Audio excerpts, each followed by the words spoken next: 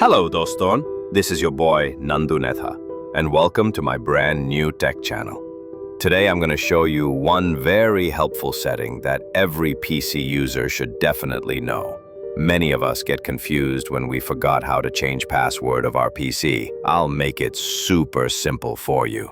Just follow these steps, and your issue will be solved in under 1 minute. First, click on the Start menu, then go to Settings. After that, click on Accounts here you see. It works like magic. And now scroll down a bit. Choose the option Sign In Options and PIN Hello World. This is for PIN setup. And if want to change password, move your cursor to the Password option and the Start Changing to Password.